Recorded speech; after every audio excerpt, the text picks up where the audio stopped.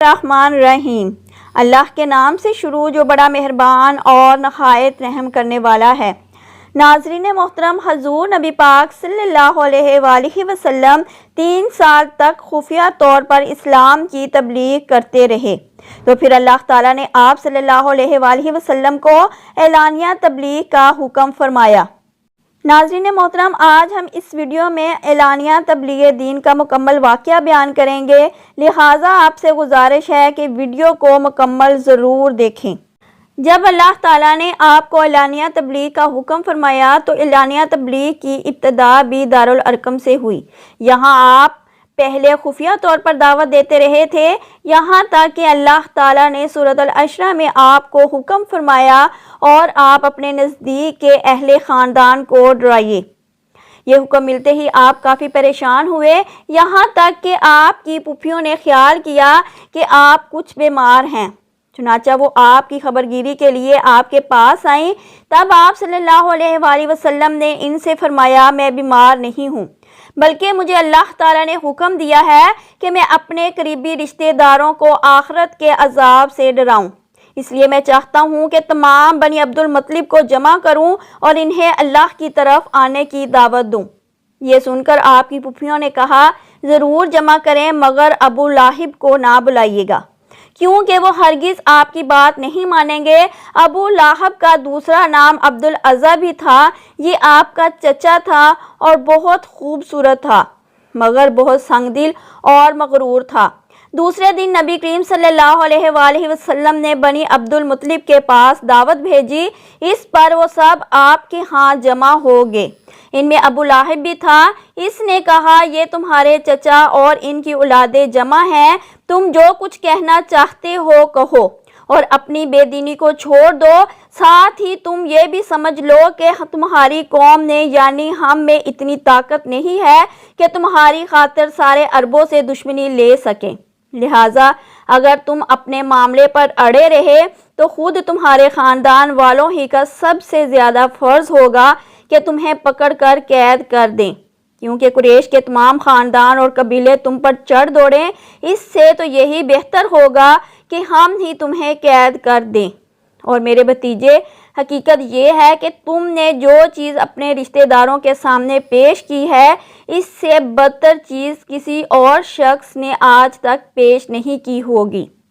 آپ صلی اللہ علیہ وآلہ وسلم نے اس کی بات کی طرف کوئی توجہ نہیں فرمائی اور حاضرین کو اللہ کا پیغام سنایا۔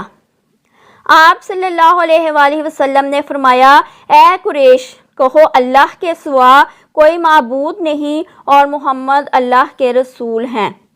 آپ نے ان سے یہ بھی فرمایا، اے قریش، اپنی جانوں کو جہنم کی آگ سے بچاؤ۔ وہاں صرف آپ کے رشتہ دار ہی جمع نہیں تھے، بلکہ قریش کے دوسرے قبیلے بھی موجود تھے، اس لیے آپ نے ان کے قبیلوں کے نام لے لے کر انہیں مخاطب فرمایا، یعنی آپ نے یہ الفاظ ادا فرمائے، اے بنی ہاشم، اپنی جانوں کو جہنم کے آگ سے بچاؤ، اے بنی عبد الشمس، اپنی جانوں کو جہنم کی آگ سے بچاؤ، اے بنی عبد مناف، اے بنی زہرہ، اے کعب بن لوی، اے بنی مرب بن کعب، اپنی جانوں کو جہنم کی آگ سے بچاؤ، اے صفیہ، محمد کی پھوپھی، اپنے آپ کو جہنم کی آگ سے بچاؤ۔ ایک روایت کے مطابق آپ نے یہ الفاظ بھی ادا فرمائے، نہ میں دنیا میں تمہیں فائدہ پہنچا سکتا ہوں، نہ آخرت میں کوئی فائدہ پہنچانے کا اختیار رکھتا ہوں، سوائے اس صورت کے کہ تم کہو لا الہ الا اللہ۔ چونکہ تمہاری مجھ سے رشتہ داری ہے، اس لیے اس کے بھروسے پر کفر اور شرک کے اندھیروں میں گم نہ رہنا۔ اس پر ابو لہب آگ بگولا ہو گیا، اس نے تلملا کر کہا، تو ہلاک ہو جائے، کیا تو نے ہمیں اس لیے جمع کیا تھا؟ پھر سب لوگ چلے گئے۔ اس کے بعد کچھ دن تک آپ صلی اللہ علیہ وآلہ وسلم خاموش رہے، پھر آپ صلی اللہ علیہ وآلہ وسلم کے پاس جبرائیل علیہ السلام نازل ہوئے۔ انہوں نے آپ کو اللہ تعالیٰ کی جانب سے اللہ تعالیٰ کے پیغام کو ہر طرف پھیلا دینے کا حکم سنایا۔ آپ صلی اللہ علیہ وآلہ وسلم نے دوبارہ لوگوں کو جمع فرمایا، ان کے سامنے یہ خطبہ ارشاد فرمایا، اللہ کی قسم جس کے سوا کوئی معبود نہیں، میں خاص طور پر تمہاری طرف اور عام طور پر سارے انسانوں کی طرف اللہ کا رسول بنا کر بھیجا گیا ہوں۔ اللہ کی قسم تم جس طرح جاگتے ہو اسی طرح ایک دن حساب کتاب کے لیے دوبارہ جگائے جاؤ گے، پھر تم جو کچھ کر رہے ہو اس کا حساب تم سے لیا جائے گا۔ اچھائیوں اور نیک اعمال کے بدلے میں تمہیں اچھا بدلہ ملے گا اور برائی کا بدلہ برا ملے گا۔ وہاں بلا شبہ ہمیشہ ہمیشہ کے لیے جنت ہے یا ہمیشہ ہمیشہ کے لیے جہنم ہے۔ اللہ کی قسم اے بنی عبد المطلب، میرے علم میں ایسا کوئی نوجوان نہیں جو اپنی قوم کے لیے اس سے بہتر اور اعلیٰ کوئی چیز لے کر آیا ہو۔ میں تمہارے واسطے دنیا اور آخرت کی بھلائی لے کر آیا ہوں۔ آپ صلی اللہ علیہ وآلہ وسلم کے اس خطبے کو سن کر ابو لہب نے سخت ترین انداز میں کہا، اے بنی عبد المطلب، اللہ کی قسم یہ ایک فتنہ ہے، اس سے پہلے کہ کوئی دوسرا اس پر ہاتھ ڈالے بہتر یہ ہے کہ تم ہی اس پر قابو پا لو۔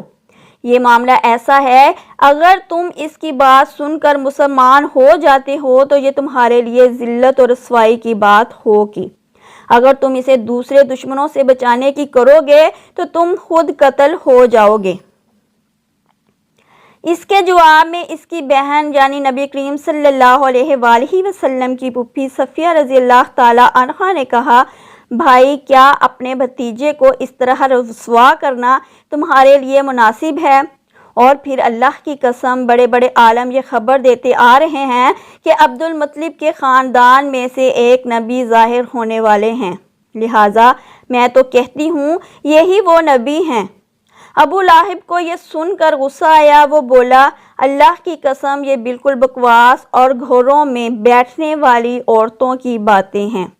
جب قریش کے خاندان ہم پر چڑھائی کرنے آئیں گے اور سارے عرب ان کا ساتھ دیں گے تو ان کے مقابلے میں ہماری کیا چلے گی؟ خدا کی قسم ان کے لیے ہم ایک ترن والے کی حیثیت ہوں گے۔ اس پر ابو طالب بول اٹھے، اللہ کی قسم جب تک ہماری جان میں جان ہے ہم ان کی حفاظت کریں گے۔ اب نبی کریم صلی اللہ علیہ وآلہ وسلم صفا پہاڑی پر چڑھ گئے اور تمام قریش کو اسلام کی دعوت دی۔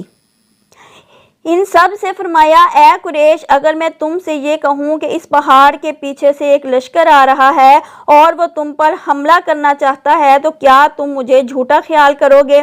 سب نے ایک زبان ہو کر کہا، نہیں، اس لیے کہ ہم نے آپ کو آج تک جھوٹ بولتے ہوئے نہیں سنا۔ اب آپ صلی اللہ علیہ وآلہ وسلم نے فرمایا، اے قریش، اللہ کی قسم تم اپنے باپ ابراہیم علیہ السلام کے راستے سے ہٹ گئے ہو۔ آپ کی بات کے جواب میں قریش بولے، ہم اللہ تعالیٰ کی محبت ہی میں بتوں کو پوجتے ہیں تاکہ اس طرح ہم اللہ تعالیٰ کے قریب ہو سکیں۔ افسوس آج کل ان گنت لوگ بھی قبروں کو سجدہ بالکل اسی خیال سے کرتے ہیں اور خود کو مسلمان کہتے ہیں۔ اس موقع پر اللہ تعالیٰ نے ان کی بات کے جواب میں وحی نازل فرمائی جس کا ترجمہ اس طرح ہے، آپ فرما دیجئے اگر تم اللہ سے محبت رکھتے ہو تو میری پیروی کرو، اللہ تعالیٰ تم سے محبت کرنے لگیں گے اور تمہارے سب گناہوں کو معاف فرما دیں گے۔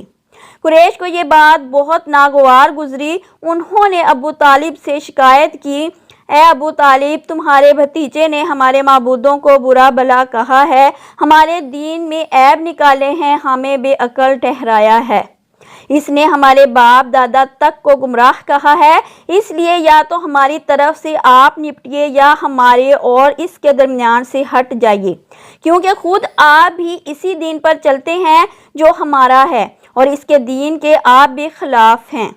ابو طالب نے انہیں نرم الفاظ میں یہ جواب دے کر واپس بھیج دیا کہ اچھا میں انہیں سمجھاؤں گا۔ ادھر اللہ تعالیٰ نے حضرت جبرائیل علیہ السلام کو آپ کی خدمت میں بھیجا۔ حضرت جبرائیل علیہ السلام نہایت حسین شکل و صورت میں بہترین خوشبو لگائے ظاہر ہوئے اور بولے، اے محمد، اللہ تعالیٰ آپ کو سلام فرماتے ہیں اور فرماتے ہیں کہ آپ تمام جنوں اور انسانوں کی طرف سے اللہ تعالیٰ کے رسول ہیں، اس لیے انہیں کلمہ لا الہ الا اللہ کی طرف بلائیے۔ یہ حکم ملتے ہی آپ نے قریش کو براہ راست تبلیغ شروع کر دی اور حالت اس وقت یہ تھی کہ کافروں کے پاس پوری طاقت تھی اور وہ آپ کی پیروی کرنے کے لیے ہرگز تیار نہیں تھے۔ کفر اور شرک ان کے دلوں میں بسا ہوا تھا، بتوں کی محبت ان کے اندر سرایت کر چکی تھی، ان کے دل اس شرک اور گمراہی کے سوا کوئی چیز بھی قبول کرنے پر آمادہ نہیں تھے۔ شرک کی یہ بیماری لوگوں میں پوری طرح سما چکی تھی۔ آپ صلی اللہ علیہ وآلہ وسلم کی تبلیغ کا یہ سلسلہ جب بہت بڑھ گیا تو قریش کے درمیان ہر وقت آپ ہی کا ذکر ہونے لگا۔ وہ لوگ ایک دوسرے سے بڑھ چڑھ کر آپ سے دشمنی پر اتر آئے، آپ کے قتل کے منصوبے بنانے لگے، یہاں تک کہ سوچنے لگے کہ آپ کا معاشرتی بائیکاٹ کر دیا جائے۔ لیکن یہ لوگ پہلے ایک بار پھر ابو طالب کے پاس گئے اور ان سے بولے، ابو طالب، ہمارے درمیان آپ بڑے قابل عزت دار اور بلند مرتبہ آدمی ہیں۔ ہم نے آپ سے درخواست کی تھی کہ آپ اپنے بھتیجے کو روکیے، مگر آپ نے کچھ نہیں کیا۔ ہم لوگ یہ بات برداشت نہیں کر سکتے کہ ہمارے معبودوں کو اور باپ داداؤں کو برا کہا جائے، ہمیں بے عقل کہا جائے۔ آپ انہیں سمجھا لیں، ورنہ ہم آپ سے اور ان سے اس وقت تک مقابلہ کریں گے جب تک کہ دونوں فریقوں میں سے ایک ختم نہ ہو جائے۔ ناظرین محترم، اللہ تعالیٰ سے دعا ہے کہ اللہ تعالیٰ ہم سب کی مشکلیں آسان فرمائے، آمین یا رب العالمین۔